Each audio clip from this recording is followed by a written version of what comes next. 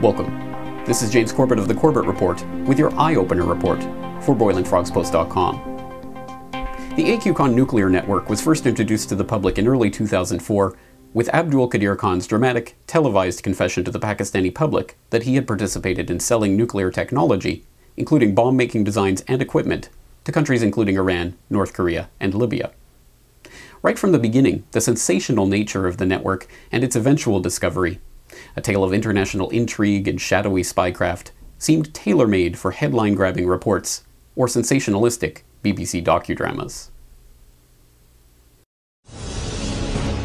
A nuclear network reaching as far as North Korea.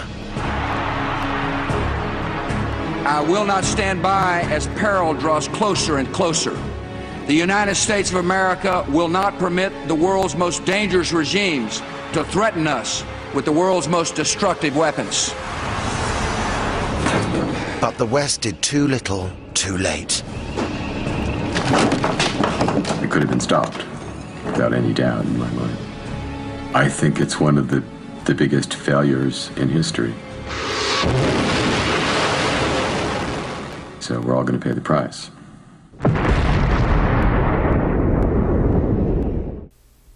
By now, much has been reported on the Kent-Con network and its eventual unraveling. As is typical with these events, a popular understanding has emerged around the early reporting on the subject, one that suggests that Dr. Khan was working essentially off the radar and out of sight of the intelligence agencies whose very existence is predicated on identifying such threats long before they develop. And as is also typical with these events, that popular understanding is completely wrong. In fact, as we now know, Khan and his network were known, identified, surveilled, funded, and even protected by the CIA from its very inception. In 1974, Abdul Qadir Khan offered his services to the Pakistani government to help them develop a nuclear bomb. Within a year, he was already under investigation by the BVD, a Dutch intelligence service.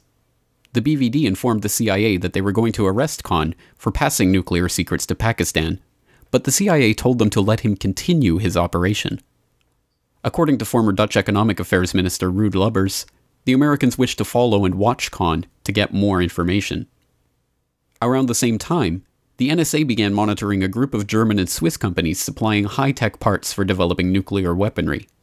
According to a Seymour Hersh report for The New Yorker in 1993, the company's telexes and facsimile transmissions were routinely intercepted and translated for signs of nuclear trafficking with Pakistan. Through their efforts, American intelligence agencies were able to obtain the floor plans for Kahuta, the nuclear enrichment plant that Khan's network was helping to build, before it had even been constructed. Once Kahuta was online, the CIA was able to obtain first-hand information about its day-to-day operations. In the mid-1980s, a CIA analyst named Richard Barlow learned of an attempt by a Pakistani businessman to purchase equipment for its nuclear program for an American company. The deal involved well-known Pakistani government operatives, and so a sting was set up in a bugged hotel room to catch them in the act. However, two high-ranking US government officials tipped off the Pakistanis about the sting and the main target, a retired brigadier in the Pakistani army. Barlow and others in the agency demanded an inquiry into the blatantly illegal activity, but the investigation was dropped. When he tried to tell the truth about what happened during a congressional hearing, he was denounced by his own manager and eventually forced out of his position. Barlow appeared on the Boiling Frog Post podcast in 2009 to discuss the details of his case. My career was ruined there, and so I left. I went to Customs as an agent briefly, and then for family reasons I ended up going to the Office of the Secretary of Defense, our new Secretary of Defense, Dick Cheney, January 1st of 1989. I was hired by the lower downs, to beef up this area, the enforcement role in the counterproliferation area of the Office of Secretary of Defense. And I was also, and the intelligence. I was the first intelligence officer in the Office of the Secretary of Defense. There never had been one. So, once again, here I was, going after the Khan network. When the DO found out I was there, they engaged in extraordinary activities. They denied me access to sort of compartmented intelligence on Pakistan that I had until the day that I left the agency. I had a completely, utterly spotless security record. I had a super high-level performance evaluation before I left. There was nothing on me. And they tried to create the appearance. I mean, I had the CIA Directorate of Operations, the Pakistan people, by the way, not security, the Pakistan people in the CIA DO running operations against me to try to make it appear that I was some kind of a security risk extending, not just in Washington, all the way to London, where I traveled with Ambassador Kennedy to attend the bilaterals with the British. It was unbelievable, right in front of the British. And the concerns developed at the agency and the DO and elsewhere in the State Department that here was Richard again, working with federal agents to try to bust the AQCon network. And they didn't want that. There were numerous other intelligence operatives, spies, and moles in the so-called Khan network. Mohammed Farouk, the uncle of the network's so-called chief financial officer, cashed a check from the Iranian Atomic Energy Agency in 1987 for $3 million. Both a Pakistani military source and Khan himself have fingered Farouk as a CIA agent. No effort was ever made by the US to locate Farouk after the unraveling of the network. One of the families that helped establish the network in the mid-1970s, the Tinner family of Switzerland, have recently been identified as CIA operatives in the network. In 2010, it was announced that the long investigation into the Tinners' role in the nuclear black market has been hampered by the fact that the Swiss government itself destroyed numerous documents relating to their case, including plans for nuclear weapons and technologies, at the insistence of the CIA. In 2000, the network was independently discovered by a diligent British customs investigator, Atif Amin, who uncovered its activities in Dubai. When he went to his bosses with the evidence, his investigation was shut down. When his story made its way into a book in 2007, his home was raided on the pretense that he had broken the Official Secrets Act. After a 2-year ordeal of official persecution, Amin finally saw justice in 2010 when the British government announced that they had found no evidence whatsoever that he had leaked any sensitive information. Earlier this week, I had the chance to talk to Pulitzer-nominated journalist Joseph Trento, editor of DCBureau.org and the co-author with David Armstrong of America and the Islamic Bomb, The Deadly Compromise, about an article he wrote last year about Atif Amin's extraordinary story. It's one of the great outrages of the way our intelligence services work and the influence they have over their governments. Atif Amin was a very high-level customs officer in the British Royal Customs Service, a very smart guy of Pakistani extraction, and it was unusual for somebody of his background to rise to the level he did. Amin became known to us as we worked on the research for the book, and he wouldn't talk to us. Wouldn't see us, wouldn't talk to us. We learned that he discovered the AQCon network's operations in Dubai in 2000, April of 2000. And it became very clear in our investigation that MI6, the British External Intelligence Service, and the CIA, and MI5 all had reasons for not letting him continue with the investigation. When he attempted to continue in the investigation and shut down some of these operations, working with the local Dubai police, they stopped him. And what's amazing is in 2003, when the network was made public, and George Bush made a big deal about how this was going to become a very big operation, we learned that it could have been stopped 3 years earlier, and that was the great outrage. Inevitably, however, as happens every time that an intelligence operation leads to some catastrophic result, the incompetence theory is trotted out as a way to explain what happened. The underlying assumption is that the intelligence agencies, although necessarily engaged in underhanded dealings, are only staffed by agents and headed by officials who are only interested in the well-being of the country's national interests, and the entire affair is blamed on the stupidity of those involved.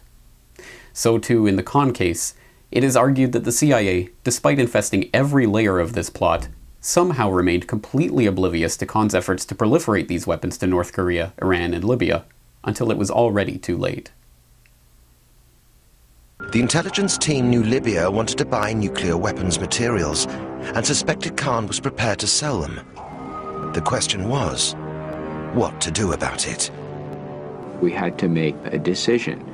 Do we stop this activity, or do we watch it longer in the hope of understanding it better so that when we moved against it, we could take it out by the roots?